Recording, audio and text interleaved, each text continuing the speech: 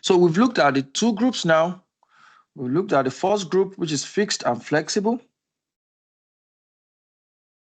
This one. We've looked at the second group, which is incremental or zero-based. Now let's look at the third group.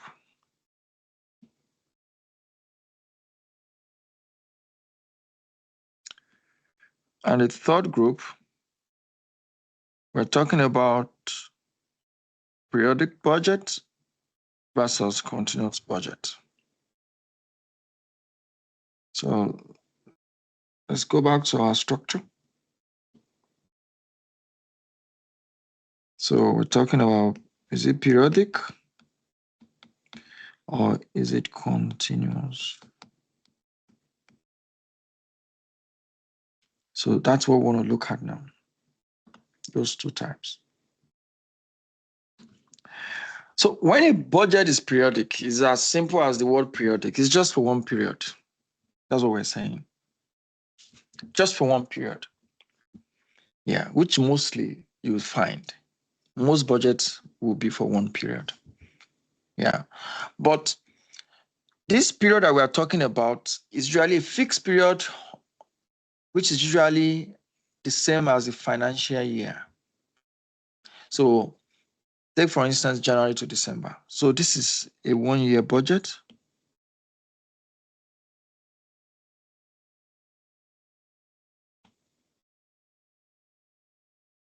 This is 1 year budget. Yeah, and not updated.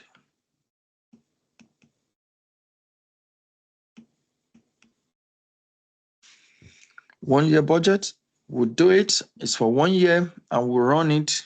We use it like that the rest of the year from January to December. That's where we use it. Yeah. So, like you imagine, this will only be suitable,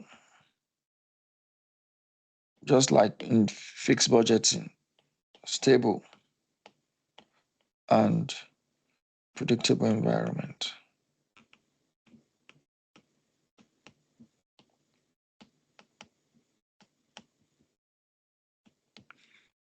Right?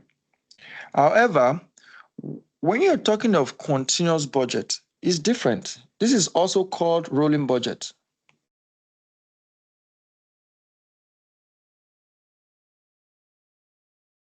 And it's called rolling budget for a reason, which you will see. Yeah, because this budget, you keep rolling it forward, you keep updating it. As soon as you have better information available, you update the budget. So you're always moving the budget every quarter, right? So we said this one is not updated, but this guy is always updated. So managers keep updating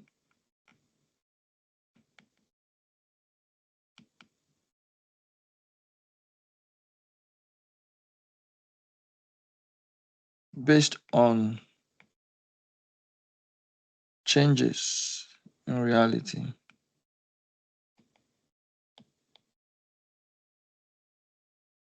So there'll be some basis of things that will have changed. And once those things are changing, the budget has to change. And I'm going to explain even in detail. So normally, this will be suitable in a dynamic environment. Yeah, ever-changing environment. Where you know that things are always changing. You cannot do a budget for 4 quarters in a year and say, that's how I'm going to operate the rest of the year. You know the environment is very volatile, right? We're talking of volatile environment here.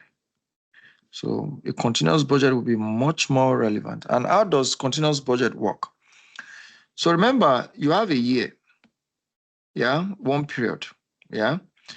And this one period, let's say 2025. You have quarter 1, quarter 2, quarter 3, and quarter 4. These 4 quarters, you're going to have only quarter 1 in detail. This is the only one that have detailed budget.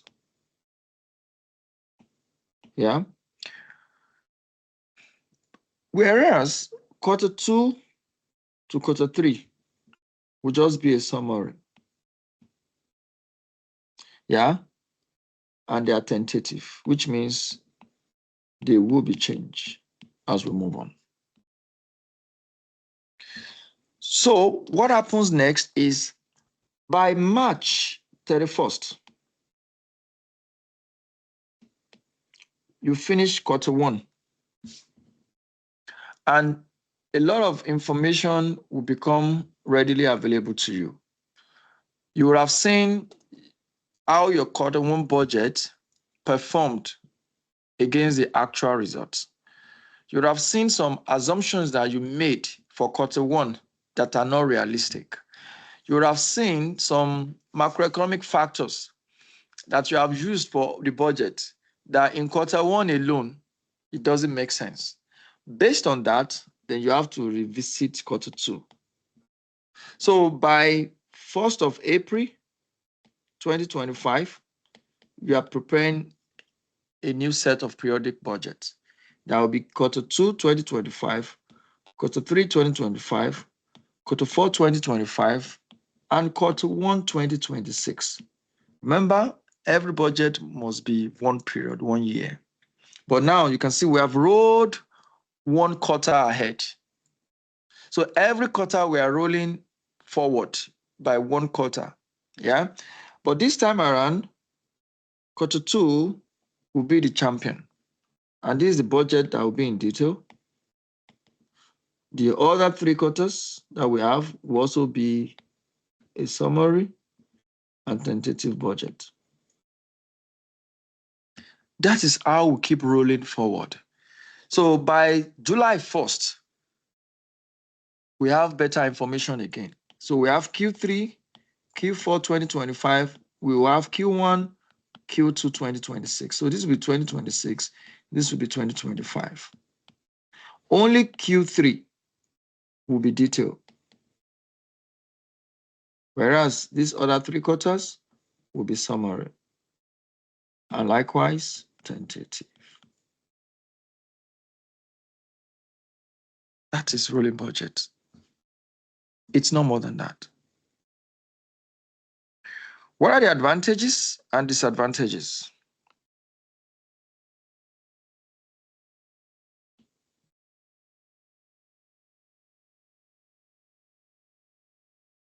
Of rolling budget, continuous budget now.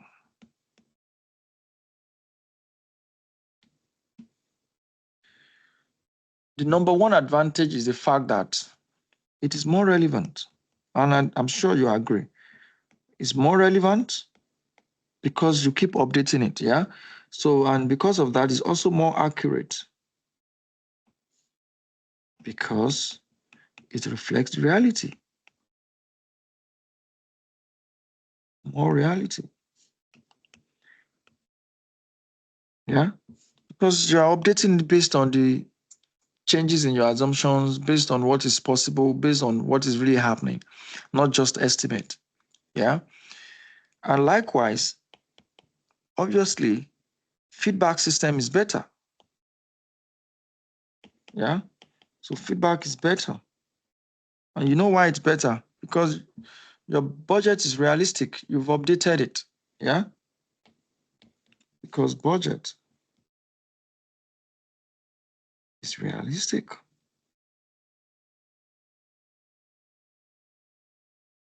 Okay? But that has its own disadvantages, just like for zero-based budgeting, is going to be cost and time consuming for sure, because you keep rolling it every quarter. Every quarter you are getting information, you are practically preparing budget every quarter. That is what it means. So cost and time consuming for sure, right? And because every quarter is just about budget, there's a possibility that you're focusing more energy, more time on budget than even the real work that you have to do. So more focus on budget than the real work. I mean, something similar to when we're looking at activity-based costing, when we said sometimes you're doing so much to understand the cost, to analyze the cost, instead of finding ways to optimize the cost. All right, that is kind of similar thing. So that is advantage and disadvantage. This one, you might be asked to do some calculation. So I'm going to solve a question. All right, so look at that question. I'm going to start from the requirement. And says that using the information above, prepare a rolling budget for the next 4 quarters. Yeah, that's quarter 2, quarter 3, quarter 4, 2008, and quarter 1, 2009. That's a typical way you'll see it in exams. So what happens is you'll be given a budget, like you see here. This is the budget information given for quarter 1 to quarter 4. Then you're going to have information at the end of quarter 1. Based on that, you now need to re-estimate the budget. You roll the budget 1 quarter forward based on the information that you have. Okay. So let me quickly just read the question. So you have Novaco, a company selling consumer goods, historically used a fixed annual budgeting process. So it's been using fixed type of budgeting. Yeah, so obviously they operate in volatile markets, yeah, where it's quite difficult to give accurate estimates. The new finance director has proposed to introduce rolling budgets. Yeah, that the target set in budget are more realistic. So the original fixed budget has been provided to you. That's what we have on that table. But where it's so important, those information below the table. The budget was based on the following assumptions. What are the assumptions? Number 1, sales volume. Sales volume will grow by a fixed compound percentage each quarter. So which means, if you remember your compounding formula, future value equals to present value into 1 plus r raised to power n. That's your compounding formula, remember? So anything that is compounding has to observe this formula. Yeah. So which means we need to know the rates at which the sales volume is actually growing. Yeah. Because that is the same thing that will affect our revenue. There are several ways of doing it. You can check with quarter 2 and quarter 1, which means you expect that future value will be quarter 2 because that is the farthest information. So if you put 55, 324 equals to 51, 226, then multiply by 1 plus r that you want to calculate, because it's just 1 year growth, so n will be 1. So which means 1 plus r will equals to 55, 324 over 51, 226. What is r?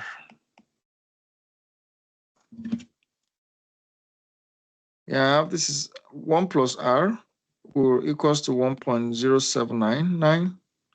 So which means r equals to 1.0799 minus 1. So r is equals to 0.08. And that is the same thing as 8%. Yeah. If you even pick Q1 and Q4 and tell me what do you have as your rate? If you want to use Q1 and Q3, you're still going to use the same formula, future value equals to present value into bracket 1 plus r raised to power n. Your future value is Q4, which is 64,530. That will be equals to 51,226 into 1 plus r. So 1 plus r raised to power 3 will be equals to 64,530 over 51,226. And what's that? 1.26. 1.26. So which means That is 1 plus r raised to power 3. So 1 plus r will equals to cube roots of 1.26. 1.07999. Exactly. So you can see it's the same thing. So r equals to 1.0799 minus 1, r equals to 0.08. Same thing as 8%. Whichever combination you pick, you should always get the same rate because that is the budget assumption. Okay, so with that, with the first note, so we know the revenue rate is meant to grow by 8%. Gross profit margin will remain stable each quarter. So give me, what is the profit margin? The same. 53%. Yeah, go 53. Yeah. Gross profit margin is just simply your gross profit divided by sales. So if you pick any figure, any quarter, for quarter one, that means that's 27150 divided by 51226. And that should give you 53%.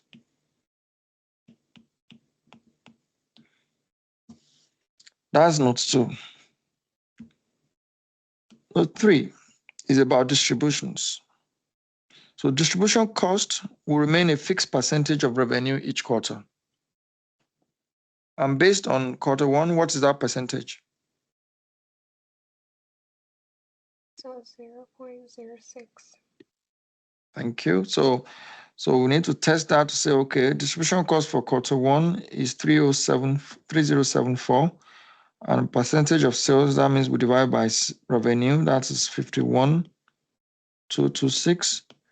If you divide 3074 divided by 51226, yes, perfect, that's a 6%.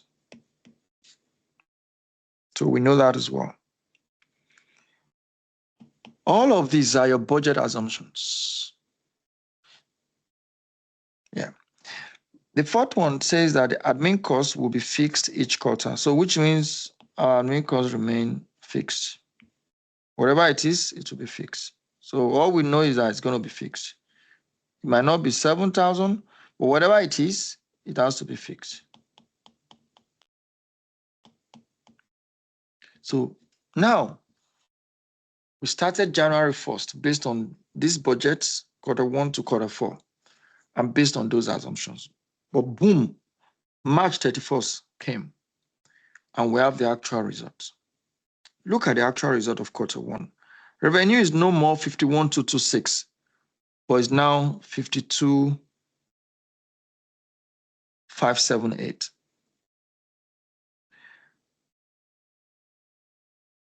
What is going to happen means everything has changed, and we need to prepare an updated budget for quarter two to quarter one next year. So which means our revenue will change. That's what they now want us to do. So we need to estimate. So I'm just going to do one quarter for you.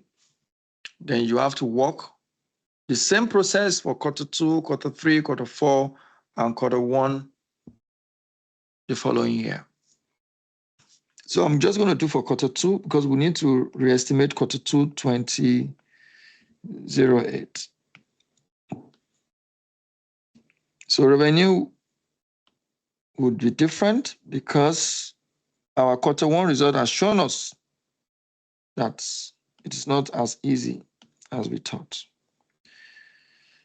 So for quarter two, by the old budget, that used to be 55,324, which was 8% growth. Remember, revenue is meant to grow by 8%. Yeah? But now that we have the actual revenue is 52,578 for quarter one. So which means our quarter two revenue will have to grow by that 8%. Another way to do it is to just do 1.08 times 52,578. Either way, you will get the same answer. So that's 8% growth on the new reality of revenue. Does it make sense?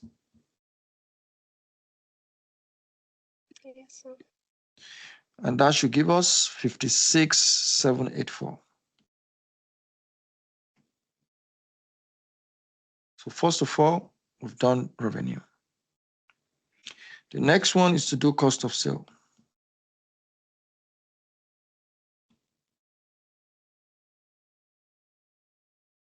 Cost of sales. So remember, you have your gross profit margin that is meant to be at 53%, which means we already know our revenue. We know our gross profit margin, so which means we can get our gross profit figure. So if I do working one, so let me put working one here, cost of sale. So if the margin is 53%, so which means this margin multiplied by sales, and we got our sales to be 56,784, that will give us profit, the gross profit that we're talking about. Because remember from our formula, we said the gross profit divided by sales is equals to gross profit margin. So to determine gross profit, we just need to multiply these two guys. And that will give us a gross profit of how much? Times 0.53. That will give us a gross profit of 30,096.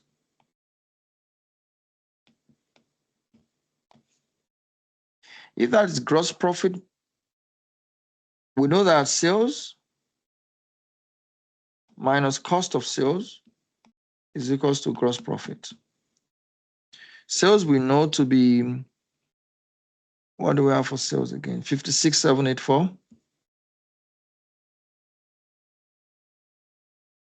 We want to get cost of sales, but we know that gross profit is 30,096.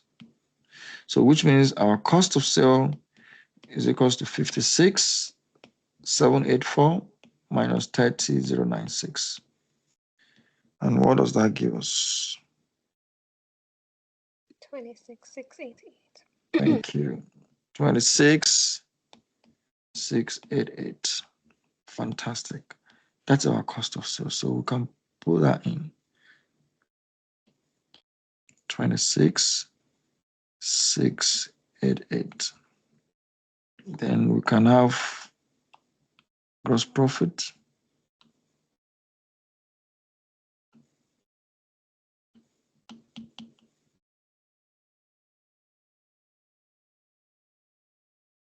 That is 096.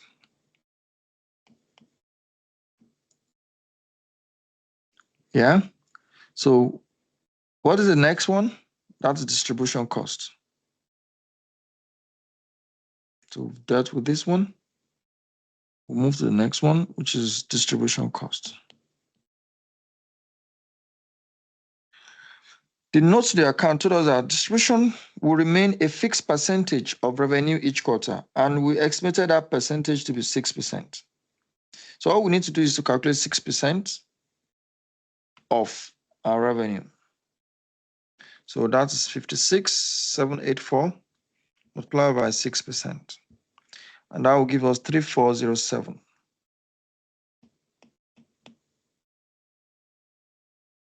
The last part is the admin cost, which in the note, the totals is going to be fixed for each quarter. We budgeted it to be 7,000, but Q1 reality has told us that it should be 6,500. You can see these are realities. This is the actual result. So it said it's meant to be 6,005. So admin cost will now be 6,500. And by the time you deduct the admin cost and the distribution cost from the gross profit, what do we have? Let's see. 20189. 20189. So that's a net operating profit. So that's for quarter 2, 2008. The same process is what you would do for quarter 3, quarter 4, and quarter 1, 2009.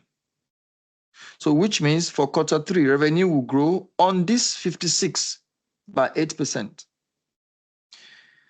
Whatever you have in quarter 4 will grow on quarter 3.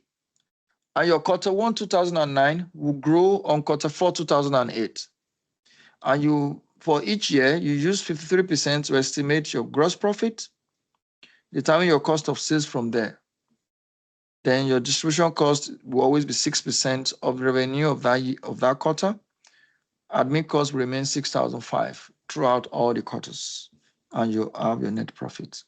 And by then, you will have a full flexi budget, a rolling budget for second quarter 2008. Yeah, which is what we got. Yeah.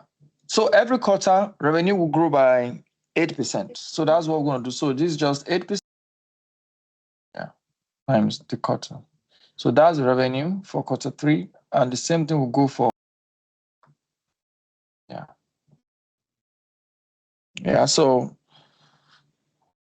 for gross profit margin, it's going to be 53% of sales. So we can have our gross profit. So we know that's going to be our gross profit for every quarter, the same thing.